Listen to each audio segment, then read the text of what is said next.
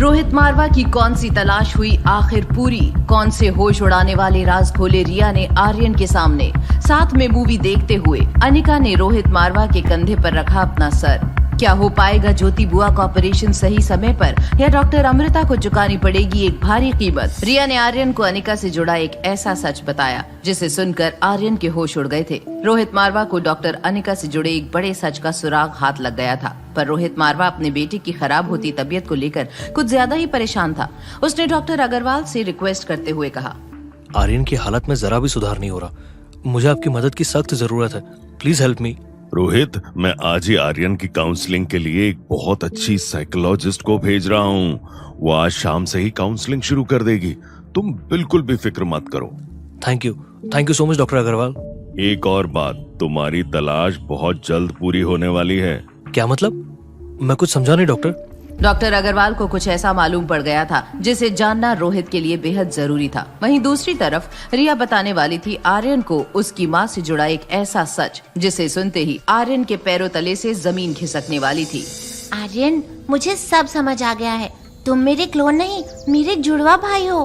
मेरी मम्मा तुम्हारी भी मम्मा है और तुम्हारे डैड हम दोनों के डैड हैं। तुम ही मेरे वो भाई हो जो बचपन में खो गए थे। क्या तुम ये कहना चाहती हो कि अनिका मॉम ही मेरी रियल मॉम है?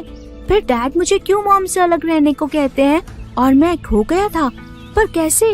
तुम्हारे इतने सारे क्वेश्चन का आंसर तो मुझे नहीं मालूम, बस इतना मालूम है कि मेरा जुड़वा भाई बचपन में खो गया था और वो तुम हो।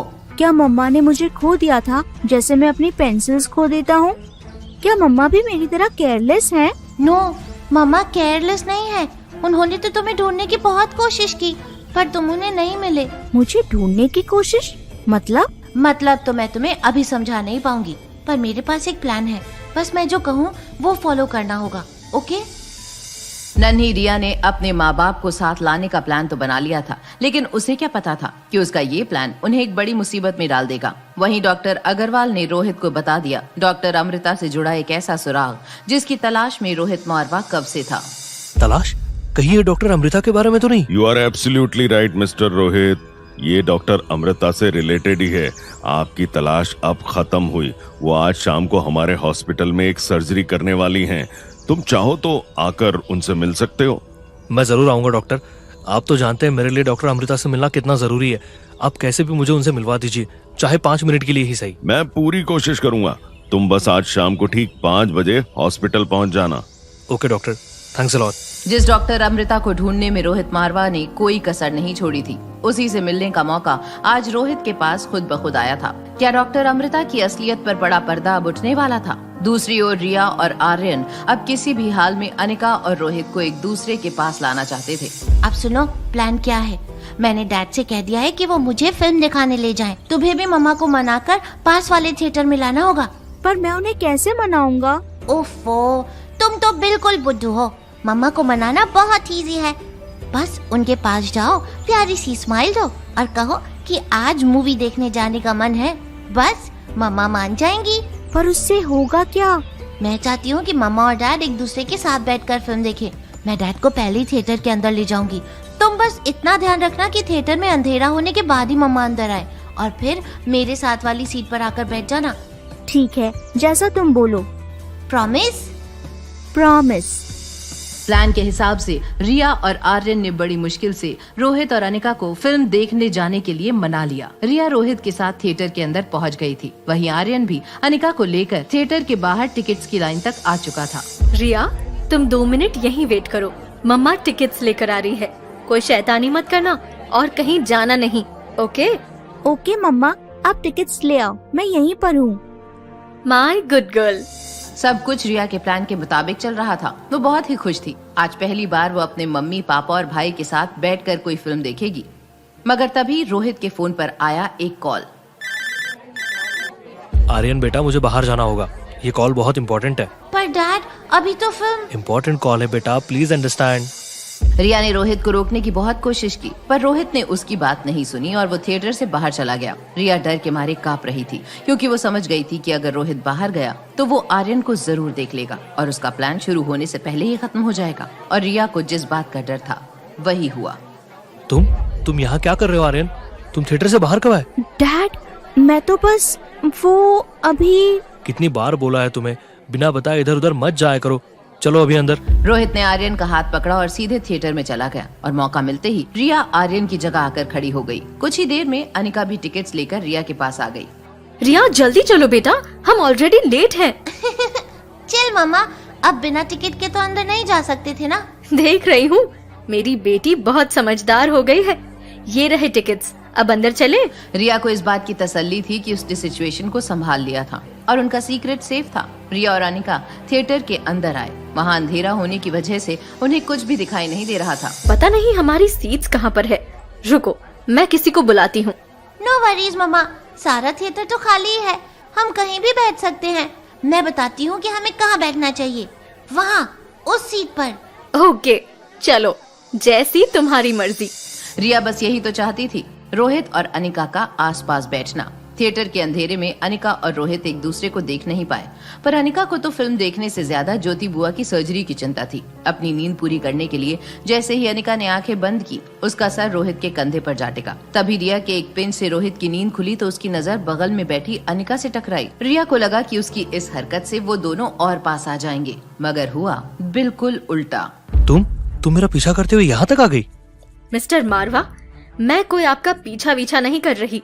मैं तो बस अपनी बेटी के साथ मूवी देखने आई हूँ। मुझे पता है ये सब तुम्हारी चाल है। पहले मेरा होटल आना, फिर मेरे सामने वाले सूट में ठहरना, फिर मेरे ही बेटे को यकीन दिलाना कि तुम उसकी माँ हो, और आज मुझे थिएटर तक फॉलो करते हुए तुमने तो हर लिमिट को क्रॉस कर दिया है। बस मिस्टर मारवा, लिमिट मैं नहीं, लिमिट तो आप क्रॉस कर रहे हैं। जो मन में आ रहा है बिना सोचे समझे बोले जा रहे हैं। मैं बस वही कह रहा हूँ जो सच है। सच तो ये है कि आप एक नंबर के सेल्फ सेंटर्ड इंसान हैं, जो खुद में इतना बिजी है कि अपने बेटे का दर्द तक नहीं देख पाए। अब अगर तुमने एक शब्द और कहा तो मुझसे बुरा और कोई नहीं होगा। मैं तुम्हारे मुंह नहीं लगना चाहता। फिलहाल मेरे पास एक ऑफर है तुम्हारे लिए। कैसा ऑफर? मेरे होटल का कोई भी कमरा चुन लो, जो भी तुम्हें पसंद आए। वो कमरा मैं तुम्हें दे दूंगा, वो भी बिल्कुल मुफ्त। बस मेरे सूट के सामने वाला कमरा खाली कर दो। मैं कमरा खाली कर दूं? लेकिन क्यों? होटल आपका है तो आप कुछ भी करेंगे क्या? वो स्वीट मैंने फ्री में नहीं लिया, मैं उसके लिए पे कर रही हूँ। और अगर आपने मुझे वहाँ से निकालने की कोशिश की तो क्या? तो मैं पुलिस को बुलाऊंगी और आपके ऊपर हरासमेंट का केस करूंगी। क्या? तुम्हारी हिम्मत कैसे हुई मुझे धमकी देने की? अभी आपने मेरी हिम्मत देखी कहाँ है? अनिका के मुंह से ये सब सुनकर रोहित गुस्से में आग बबूला हो गया। वो फौरन सिनेमा हॉल से बाहर आ गया और होटल पहुंचते ही आर्यन को प्यार से समझाने लगा। देखो आर्यन, हम दुनिया में सभी लोगों पर भरोसा नहीं कर सकते हैं। कुछ लोग बच्चों की मासूमियत का फायदा उठाकर उन्हें तकलीफ पहुंचाते हैं। हमें ऐसे लोगों से दूर रहना चाहिए। इसीलिए मैं चाहता हूँ कि तुम उस सामने वाली लेडी से दूर रहो। वो मेरे साथ ऐसा क्यों करेगी? वो मेरी मॉम है और कोई मॉम अपने बेटे को तकलीफ पहुंचा सकती है क्या? वो तुम्हारी मॉम नहीं है। वो नहीं है तो कौन है? कोई नहीं। कितनी बार समझा है कि तुम्हारी कोई मॉम नहीं है। नहीं, इस दुनिया में सबकी मॉम होती है।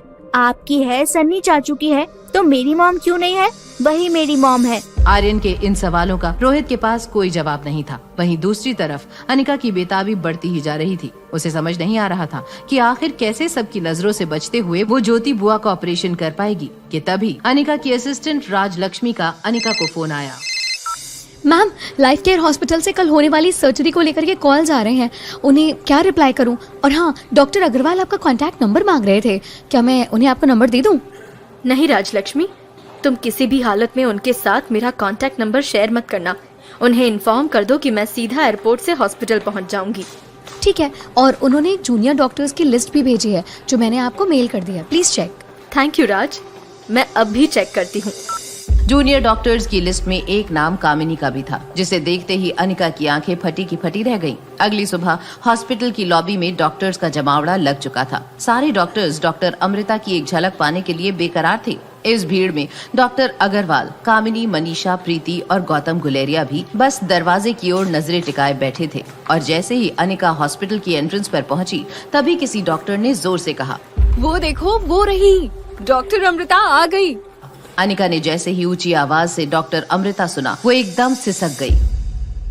क्या अनिका को चुकानी पड़ेगी ज्योति बुआ की जान की कीमत? क्या रिया और आर्यन फिर से करेंगे अपने मॉम डैड को पास लाने की कोशिश, या अनिका रोहित मारवा को सलाखों के पीछे पहुंचाकर ही लेगी चैन की सांस? जानने के लिए देखिए अगला एपिसोड सिर्फ पॉकेट एफएम के YouTube चैनल पर। और एक लड़की को देखा तो के सारे एपिसोड्स को सुनने के लिए डिस्क्रिप्शन में दी हुई लिंक से डाउनलोड कीजिए पॉकेट एफएम ऐप।